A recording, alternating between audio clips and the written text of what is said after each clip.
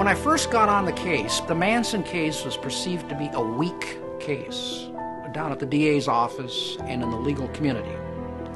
Paul Fitzgerald, the lawyer for Patricia Krenwinkel, actually the main lawyer of all the defense attorneys, told the LA Times that the case was very weak. All the prosecution has are 2 fingerprints and Vince Bugliosi. So it was considered to be weak at the beginning. But I can tell you my state of mind. When I get on a murder case, or any case, the first thing that I have to satisfy is whether this person is guilty. Once I'm satisfied of that, even if the case is weak, I become very confident that it's just a matter of time that I'm going to be able to put together a strong case. Now, one reason for that is the enormous amount of preparation that I put into my cases, you follow? But I'm very, very confident because I've literally choreographed the whole trial before I even stepped into that courtroom, because I anticipate objections and everything like that. The motive was already there, I just had to find it. But from the very beginning, when it was obvious that the motive for these murders was not burglary or robbery, and there were these enigmatic words printed in blood at the murder scene, from the very beginning, I sensed that the motive was going to be far out, extreme, bizarre, not the type of motive found within the pages of a conventional textbook on police science. Now, as it turned out, the motive was even more bizarre than I had anticipated. But I was looking for something far out from the very beginning.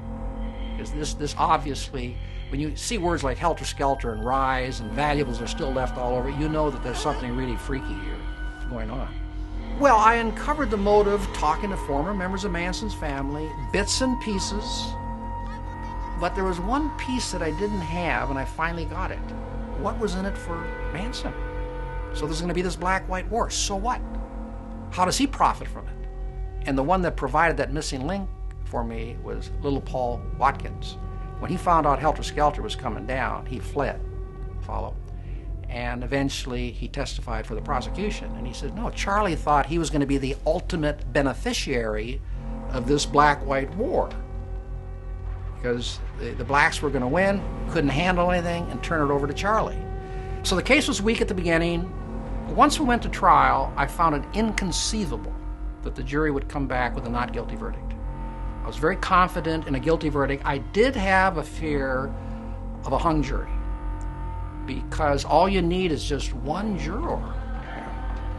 These Manson family members were out on the street 24 hours a day at the corner of Temple and Broadway with their heads shaved, and the jurors knew that they were Manson family members on the loose. Just one juror that's a little frightened or whatever it is, or for whatever reason, votes not guilty. It's a hung jury. You got to try the whole thing all over again. So I did have that fear, but I found it inconceivable that they'd come back with a verdict of not guilty.